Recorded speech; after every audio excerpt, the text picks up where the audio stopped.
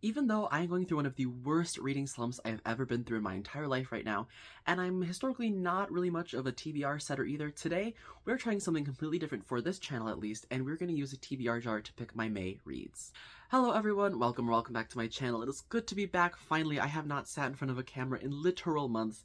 Welcome back to my channel. My name is Alessandro, and yes, today we are using a TBR jar to pick my May reads. This is by no means an original video concept for me. If you've been on BookTube for like any time in the past year, you know that these TBR jar pick my monthly reads videos are very popular. I think the creator who is like the first person who really started this is a person named Rachel Catherine, a very popular booktuber here on this platform. And yes, so I am a little bit nervous about this, to be honest, because like I said, I'm a mood reader. I'm historically not someone who's great at setting TBRs, which is why on this channel in the past like year or so you haven't really seen me set TBRs.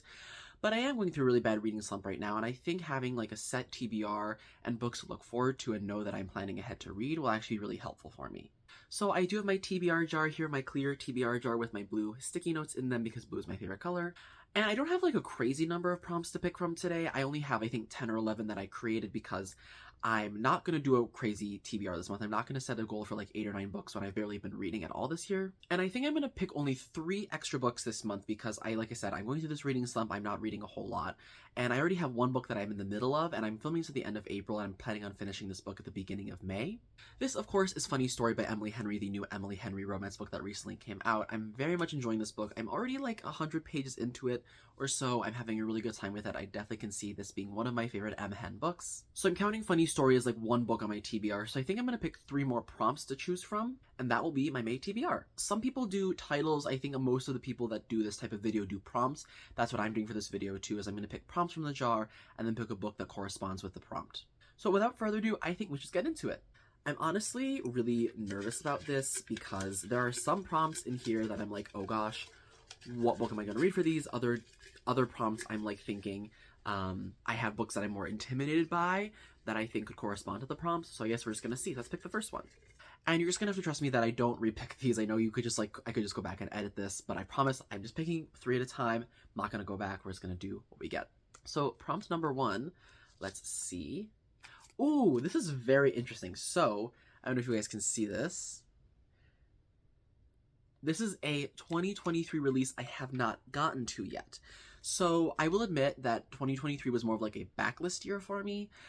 There were a lot of releases that did come out in 2023, like Yellowface by R.F. Kuang, The Adventures of Amina El-Sarafi by Shannon Chakraborty. There were just a lot of books that came out last year that were really good, and I just never got around to them. So I'm going to take a second and think about this, and then I will come back to you guys with my decision. Okay, so I did think about this for a minute and actually contemplated because there were 2 titles on my shelf that I have physically that I own that were 2023 releases that I did not get to. One of the other books is actually a really good option for a different prompt that we could draw from the TBR jar. So for this one, I think I'm going to go with Vera Wong's Unsolicited Advice for Murderers by Jessie Q. Sutanto. So from what I know about Vera Wong's Unsolicited Advice for Murderers, it's kind of like a cozy mystery story. We're following our main character, of course, Vera Wong, who is kind of like a lonely older lady who lives in San Francisco and owns a tea shop. She spends her days making tea for her very few customers. She also texts her son Tilly, who doesn't really respond that much. He's kind of like a Gen Zer, college student who doesn't want to talk to his mom very much. And then one day something kind of odd happens. Vera comes downstairs one day into her tea shop and starts her routine like normal when she finds a dead body in the middle of her tea shop. She of course is kind of flabbergasted by this, but Vera, being a true crime junkie herself, calls the police, but doesn't really trust them to do a great job, so she kind of takes it upon herself to start her own investigation and see what happened to this guy. Along the way, she meets like unexpected friends, she gets up to all sorts of shenanigans. I hear this book is actually multi-POV from like 5 different perspectives. It sounds really funny, full of heart. I'm really excited to get into this. Mel from Mel Reads really loved this book, so I'm definitely going to read this in the month of May. So that was prompt number 1, a release from 2023 I did not get to but want to, and I think we should go ahead and pick our second prompt. So let's see what we get for prompt number 2. I'm going to pick this one. Like I said, I'm still so nervous about this because there could be some crazy prompts on here. Vera Wong I think is a really good start, more of a lighthearted start, but let's see what we got for prompt number 2. And this is what I was worried about. So we have a book with blue on the cover. So I was thinking originally we could have done Vera Wong for this because if you look at Vera Wong's, like the cover, it does have blue, like the shades are blue. And there is one book in mind that I'm thinking of that does have blue on the cover. It is a very blue cover. and I think we should do it. I'm really nervous about it, but I'm gonna grab it off my shelf and then we could talk about it a little bit more. I think the time has finally come for me to continue with this fantasy series. It is a book that I've been putting off for a very long time, almost 6 months, because the first book absolutely ruined my life in the best way possible, but also made me really think about a lot of things in terms of history. The book series I'm talking about is, of course, the Poppy War trilogy by R.F. Kuang, and the book I think we should read for May in terms of the blue cover is The Dragon Republic. I am very scared of this book for a few reasons. One, because the Poppy War is one of my only 5-star reads I've ever had. It is truly a unique, brutal, historical, militaristic inspired East Asian history. And the way the Poppy War ended was so explosive and brutal, and I have only heard that it gets worse and more intense and more heart-wrenching as the series goes along. So you guys can see on my shelf, I have Poppy War, and then Dragon Republic goes there, and then I do have the last book already, The Burning God. So if you're kind of new to my channel, or new to me, or new to the Poppy War in general, I'm going to talk about it a little bit here. I won't give any spoilers for the Dragon Republic, because that would give away the Poppy War, book 1 basically. Like I said, the Poppy War trilogy is an East Asian-inspired historical fantasy by R.F. Kuang, the author of Babel and Yellowface. The Poppy War was her first book and her first series, so it goes Poppy War, Dragon Republic, Burning God.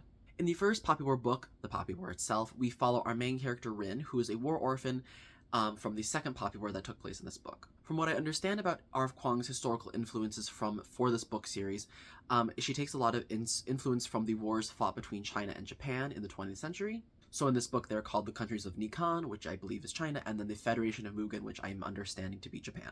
This is not a spoiler, this is all in the back cover of the Poppy War, but the plot of the first book really accelerates when Rin, who is a war orphan from in this history timeline, the second Poppy War, she kind of unexpectedly tests into this really prestigious military academy in Nikon called Seingard. Once at Seingard, not all is well though, because even though Rin has escaped her foster parents in the south, she is now at Seingard, where she's targeted from the onset because of her poverty, her gender, and her skin color. And things kind of get even more interesting from there, because she discovers with one of her teachers that she has this kind of unearthly lost aptitude for the power of shamanism. And when signs of a third Poppy War are brewing with the Federation of Mugen on the horizon, perhaps Rin's shaman powers are the only way to save her people and her country. Like I said, the Poppy War was an incredible book. I don't know how R.F. Kuang thought of this when she was kind of like my age, like 24, 25, I think. It truly was so well written, so well thought out, so kind of trippy at times too with some of the shamanistic aspects to it. And yes, I'm really excited to get to Dragon Republic. I'm absolutely terrified. I would actually really like to do a spoiler-filled reading vlog for the Dragon Republic so you guys can see my initial thoughts and reactions to the plot, but I'm definitely going to put this on my TBR for this month, so yeah, stick around for potential Dragon Republic vlog. Okay, so I think it is time to pick prompt number 3, our last prompt for this video. So we have Vera Wong and Dragon Republic, and we have funny stories, so I'm hoping we get something a little bit lighter because those are some books that I've been really looking forward to, so I'm not sure what we're going to get, but hopefully something a little bit lighter, not too intense. Don't know what I'm going to do after Dragon Republic. Alright, so I think I'm going to go with this prompt, and let's see what it is. So we have... Ooh, this is spicy. This is some tea, honestly. If you can't read that, that is a book I have previously DNF'd, and this is going to be an interesting prompt because, to be honest, there have been a lot of books this year I've DNF'd. There have been a lot of books I like soft DNF'd, and for me, like, this definition is like soft versus hard DNF is like soft is like, oh, okay, I'm not really feeling this right now, I'll come back to this later, and then hard DNF is like, I am so done with this book, I'm never going to come back to it, it just wasn't for me. Thinking of our prompts and the books we've completed so far, so we have Dragon Republic, a fantasy, Vera Wong, kind of like a cozy mystery, and then funny story or romance. I'm thinking I want like another romance or something like historical. I actually do have an idea for this prompt, and it's kind of an oddball one because it's not on my TBR right now and I haven't thought about this in several months, but it is a book from an author I have kind of a weird relationship with. I think for this prompt, I'm actually going to go with Carrie Soto is Back by Taylor Jenkins Reid. This was a really kind of a letdown for me when I tried to read it last summer because last year I kind of re-got into Taylor Jenkins Reid because I in the past had read and DNF'd The Seven Husbands of Evelyn Hugo. That book really wasn't for me. I really didn't like it. But then I read Malibu Rising and Daisy Jones and the Six, and I absolutely loved both of those. So I tried reading Carrie Soto is Back, I think, last August, and I kind of assumed because I was on the TJR kick again, I was like, oh, I'm going to love Carrie Soto. But I really didn't. It got really repetitive for me. But I've now seen a couple of people read Carrie Soto since then and have really enjoyed it, so I think Carrie Soto is going to be what I pick for this last prompt. Carrie Soto is Back takes place in, I would call the TJR verse of like the quartet of Seven Husbands, Malibu Rising, Daisy Jones, and Carrie Soto.